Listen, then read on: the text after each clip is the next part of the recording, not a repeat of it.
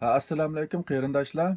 Men mushu Wuhanda tarqagan o'pka yollig'i kasali munosabati bilan mushu kasal to'g'risida va u kasalni keltirib chiqargan virus to'g'risida ozroq tushuncha berib o'tmoqchiman. Hammamizning xabari bo'lgandagidek, yaqinqi bir necha kundan buyon butun dunyo miqyosida bu Wuhan o'pka yollig'ini keltirib chiqargan u virus to'g'risidagi xabarlar asosi o'rnini egallab insonlarda belgilik qaymoqush va andishlarni paydo qilmoqda. Bizningki shu ijtimoiy taratqularimiz qaraydigan bo'lsak, kunda bu xabarlarning uzluksiz ko'payayotganligini bayqaymiz. Men shu munosabat bilan mushu Wuhan o'pka yollig'i va uni keltirib chiqargan tajsimon yangi virus to'g'risida o'zimning izlanganlarini va bilganlarini so'zlab do'stlar bilan o'rtoqlashmoqchi. Bu Wuhan o'pka yollig'iga nisbatan texmi bir yaxshi tushunchaga ega bo'lish uchun oldi bilan men virus to'g'risida ozroq tushuncha berib o'tmoqchiman. Virus deganimiz hamda shu eng kichik jonliq hisoblanadigan bo'lib, uningga insonlar 1884-yildan boshlab diqqat qilishga boshlagan. 1931-yilga kelgan vaqtida shu elektronlik mikroskopniki dunyoga kelishi bilan insonlar virusga bo'lgan tushunchasi tunjulab aniq bir uqumga kelgan va virusniki qurilishi, ya'ni qanchalik cho'nglikdagi narsa ekanligi bilgan. Hozirgacha bizningki bilishimizcha virusniki cho'ngligi ya'ni shu 20 nanometrdan 300 nanometr aralıqda o'xshamagan cho'nglikda bo'lib, bu biz bilgan shu bakteriya va boshqa parazit qullardan, qurtlardan ko'p hassa kichik hisoblanadi. Endi bu 20 nanometr yoki 300 nanometrga ko'pinchalarimizniki kalista bir aniq uqum bo'lmasligi mumkin. Endi bu 20 nanometr degan qanchalik degan vaqtimizda misolanga shu 20 nanometr keladigan eng kichik viruslarning 500 ming virusni bir-biriga chitib ulg'an vaqtida bu 1 santimetr keldi. Ya'ni eng cho'ng virus bo'lgan, yana shu 300 nanometrlik virusdan 33 mingdan ortiq virusni bir-biriga ulg'an vaqtida anandan keyin bu 1 santimetr keldi. Ya'ni eng cho'ng virusdan 33 mingni, eng kichik virusdan 500 mingi bir yer tizgan vaqtida 1 santimetr keldi degan gap. Bu virus shunda kichik. Endi bu virus shu 1931-yili elektronlik mikroskopning paydoga dunyoga kelishi bilan bu virus to'g'risida izchil tadqiqotlar bo'lib, izlanishlar bo'lib, hozir qadar insonlar 5000 dan ortiq virusni tunib yetdi. Ondaqda biz bu dunyoda qanchalik virus bor degan vaqtimizda ba'zi mutaxassislarning farazlaricha butun dunyoda 100 milliondan ortiq turdagi, ya'ni o'xshamagan xildagi 100 million xildan ortiq virus bor bo'lib, ularning ichida taxminan 3 million 600 mingi shu umurtqiliq hayvonlarda, anandan keyin 320 mingi sut emguvchi hayvonlarda yashaydi. Virus odatda inson, ya'ni insonlarningki badanda yashaydigan, hayvonlarning badanda yashaydigan, o'simlik va bakteriyalarning badanda yashaydigan dek ashta o'xshamagan turlarga bo'linadi. Virus faqat jonliqning hujayrasi, ya'ni u mayli hayvon bo'lsin, odam bo'lsin, qurt qo'ng'iz bo'lsin, yoki o'simlik bo'lsin, yoki bakteriya bo'lsin, faqat va faqatla jonliqning hujayra ichida ko'paydi. Hücreden chiqqandan keyin bu ko'paymaydi, chunki uningki gen aloyidligi mustaqil ko'payish sharoitiga ega emas. U faqatla jonliqlarningki virus jonliqlarning hujayra ichidagi shu muhitga tayinib ko'payalaydi.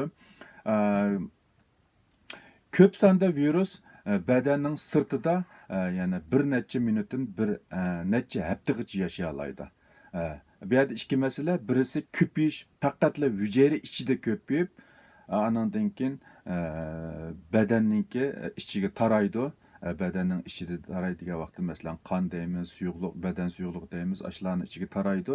Lekin adam badanidan yoki har qanday bir jonliqning badanidan ayrilib sirtqi dunyoga chiqqan virus bak uzun yashamaydi. Hozir qadar albatta virus bilan virusning oraliqida cho'ng farq bor. Hozir qadar shu bayqagan 5000 xildan ortiq virusningki shu yashash sharoitiga qaragan vaqtida shu bir necha minutdan bir necha hafta yashay oladiganligi ma'lum. Mutlaq ko'p sondagi virus odamda kasal paydo qilmaydi. Abiyatni deb o'tgandagidek butun dunyoda 100 million xildan ortiq virus bo'lib, bu viruslarningki ichida mutlaq ko'p qismi odamda kasal paydo qilmaydi deb qaraldi endi. Albatta biz hozir qadar faqatla 5000 xildan ortiq virusni bilamiz, qolganlarini bilmaymiz. Mutlaq ko'p sondagi viruslarningki shu ekologiyalik tamponlikni qo'g'dashda muhim rol o'ynaydiganligi ma'lum bo'lmoqda yoki mutaxassislar shunday qarmoqda. Albatta odatda biz virus deb qaraganlarimiz, virus deb qaraganlar asosan shu odam badanida kasal paydo qiladigan yoki hayvonlar badanida kasal paydo qiladigan ziyonliq viruslarni ko'z tutadi. Agar virus degan shu qurilishi, tuzilishidan virusga kirganlarniki mutlaq ko'p qismi amaliyotda shu ekologiyalik tamponlikni saqlashda muhim rol o'ynaydigan bir eng kichik jonliq deb qaralmoqda.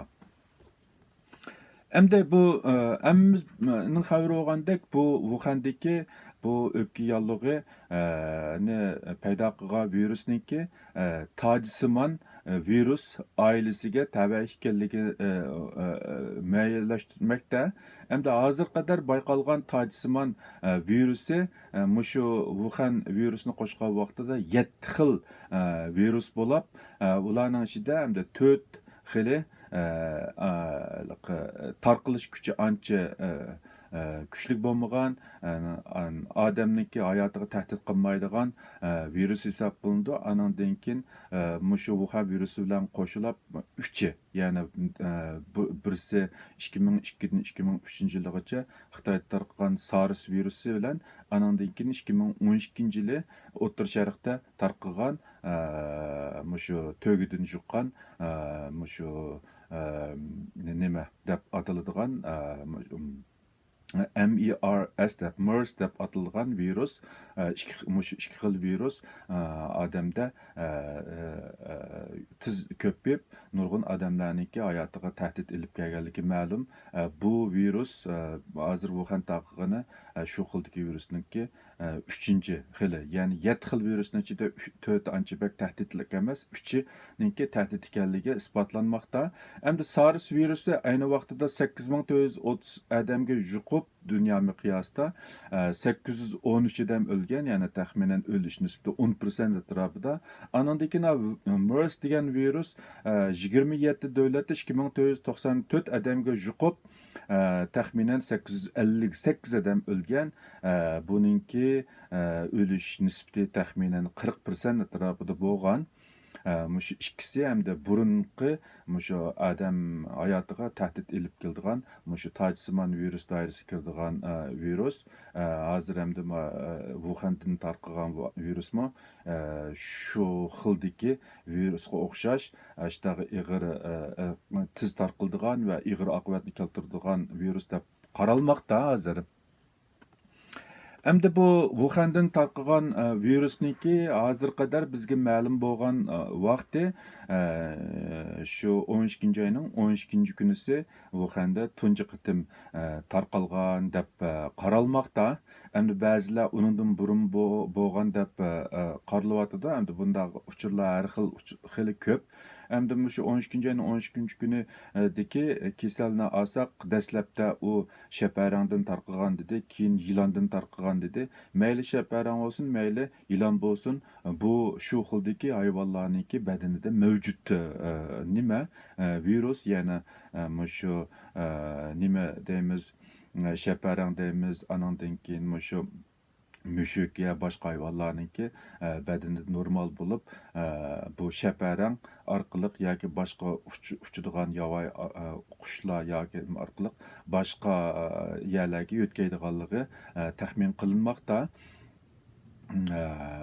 Şuna hozir hamda ikki xil nima bu şəpərəngdən juqqan deganmi bor, yılandan juqqanmi bor degan gap bor. Mayli qandaqlik bo'lsin, buniki shu yovvoyi hayvonlardan juqqanligi aniq.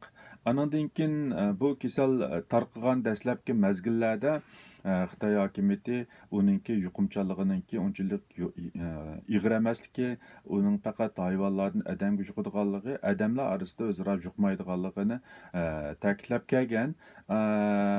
Shu 2019 yil 12 oyning 31 kunisi Xitoy hukumati bu tunji bo'lib bu kasallikni Dunyo sog'liqni tashkilotiga doklad qilgan. Anandan keyin 2020 yili 1 oyning 7 kuni bu kasallikni shu Tacisiman oilasiga tava bir burunqi bayqalgan 6 xil virusga o'xshamaydigan yangicha bir virusninki keltirib chiqarganligini tunjiqdan bayqab, u virusga 2019 yangi Tacisiman virusi, ya'ni 2019 NCOV, ya'ni Novel COV deb Novel Coronavirus deb nom bergan. Buni Uyg'urcha 2019 yil yangi Tacisiman virusi deb atashqa bo'ladi. Hamda bu virusga to'g'risida biz nimalarni bilmaymiz degan vaqtida bu virus tunji bo'lib 1 oyning 2020 yili 1 oyning 7 kunisi tunji bo'lib aniqlanganligi uchun hozirga qadar faqatla 3 haftadak vaqt o'tganligi uchun biz bu virus to'g'risida bak jiq narsa bilmaymiz. Bizning biladiganimiz faqatla bu virusning taqsanchirlik RNA virus ekanligi, anandagi ikkinchisi u virusning biriktirma virusi, ya'ni recombinant virus ekanligi, anandan keyin bu virusningki irsi gen aloyiliginingki 70% SARS virusi bilan o'xshashligini bilamiz. Anada bu virusga nisbatan yana nurg'un taraflarda tibbiy mutaxassislar ko'p bilimga ega emas. Shu sababdanmi shu virusga nisbatan har xil qiyos, har xil taxminlar kundan kunga ko'payyotidi.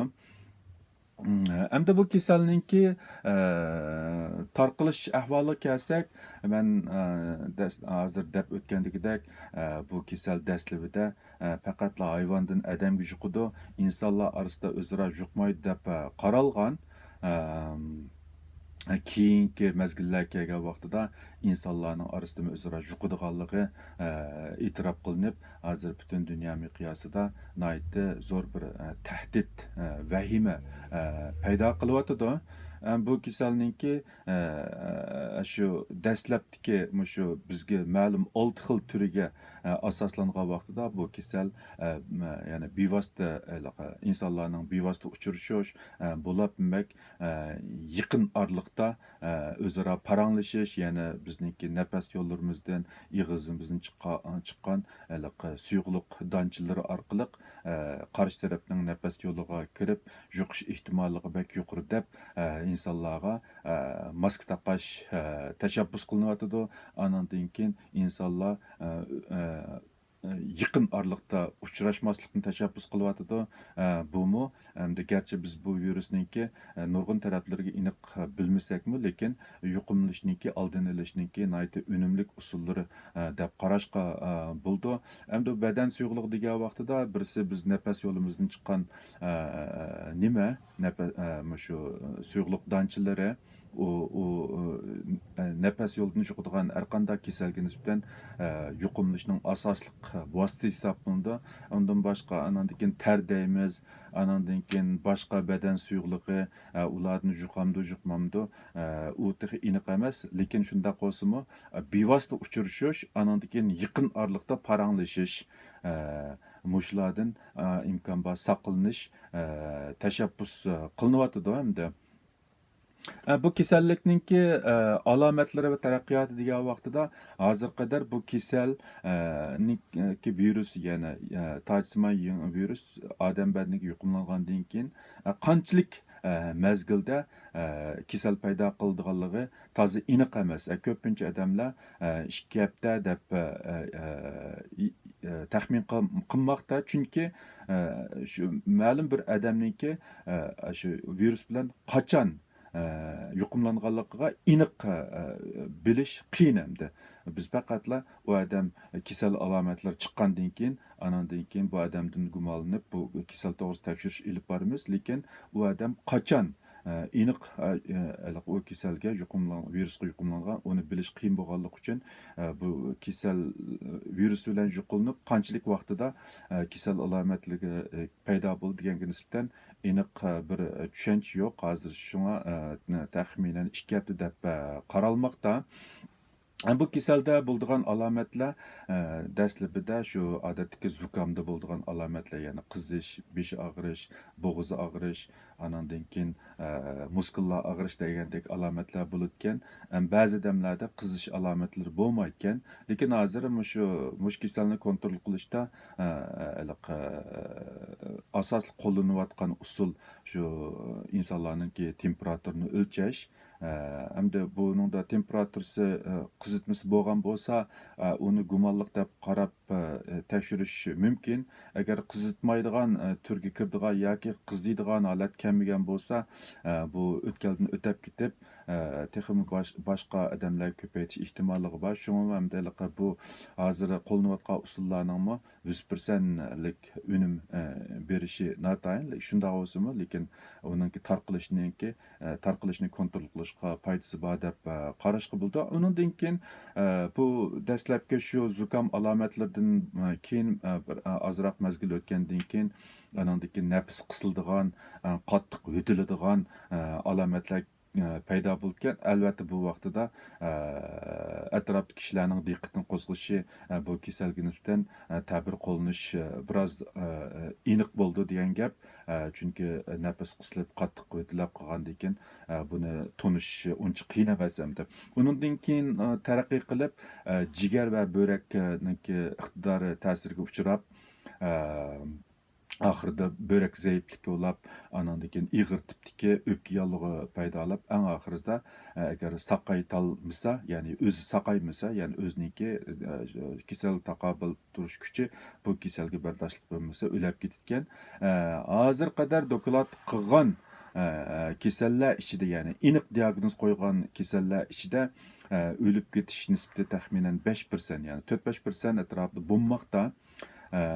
Ko'pincha mutaxassislarning deyishicha, hozir aniq diagnoz qo'yilgan kasal amaliy mavjud bo'lgan kasallarning 5-1%ni egallashi mumkin deb qarayotdi. Ya'ni 95% odam, ya'ni bu virus bilan yuqumlangan odam texi aniq diagnoz qo'yilmagan. Shunga qisqa vaqt ichida bu kasalga diagnoz qo'yilganlarning soni tez suratda ko'payishi mumkin deb qaralmoqda. Bu vaqtda hamda hozir tibbiy tadqiqotchilar nurg'unlagan izlanishlar elib beryotdi. Yaqin kelgusida balkim biz texmi ko'p uchurlarga erishishimiz mumkin. Ba'zi mutaxassislarningki mo'ljallansa, hozir yuqumlanganlarningki soni, garchi hukumat uni 2000 atrofida deb e'lon qilgan bo'lsa-mu, amaliy sonninki 10 mingdan oshadiganligi taxminan 2-oyning 4-kunisiga bo'lgan vaqtida bu sonninki ko'payib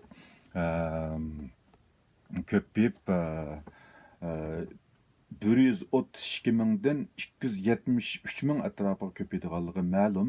Bu faqatla taxmin son hamda aniq son emas. Faqatla shunday yuqumli kasalliklarningki ko'payishiga asosan hisoblab chiqilgan son hamda. Albatta buningga o'xshamagan qarashda qaraydiganlar bor, ba'zilari bundaq ig'ir emasmi deb qarayotganlar bor. Umuman aytgan vaqtida bu kasallikning tarqalish nimasi SARS kasali bilan yana bak jiq farqlanib ketmaydi. Nima uchun bundaq zo'r tahdid paydo qildi degan vaqtida, endi SARS kasal paydo bo'lgan vaqtida uzunga o'tmay hukumat buningga tiz chora qo'llangan ekan. Shunga bu kasal oxirsida butun dunyoda 30 davlatning ichida 8 mingdek odam yuqumlangandan keyin kontrol bo'lgan. Lekin ma kasalga nisbatan dastlabda bu kasalga bo'lgan tonish toza yetarli bo'lmaslik tufaylidan hukumat oldingi shu taxminan 3 hafta 4 hafta vaqtini eng kontrol qilishda eng muhim deb qaralgan 3-4 haftani bexastalik bilan o'tkazib o'tgan hukumat. Ya'ni buni hayvondan odamga taqilgan bilan odamga taqilmaydi degandek ba'zi qarashlar bilan yoki bo'lmasa bu kasalning tarqalishchiligiga unchalik ig'ir emas deb o'tkazib o'tgan. Shuning bilan bu kasal shu hukumatning statistikasi bo'yicha 200 dan oshgan vaqtida amaliyotda taxmin qilgan son 8-10 mingdan oshgan vaqtida andan keyin hukumat bu kasalningki ig'irligini to'nib yetib shu Wuhan shahri va atrofdagi ba'zi yerlarni qattiq kontrol qilmasa bo'lmaydiganligini e'lon qildi. Endi hozir endi yolg'iz tadbir qattiq tadbir qo'llanishli qolmasdan bir xil qo'rqinish, vahima paydo qiladigan holatga yetib beryotidi. Lekin amaliyotda bu kasalningki nimasi shu SARS kasali bilan biroz o'xshashlik bo'lib, uning tarqalish nisbatimi SARS bilan yaqin deb qaralmoqda endi. Lekin buniki qandaylik bo'ladiganligini amaliyot isbotlaydi.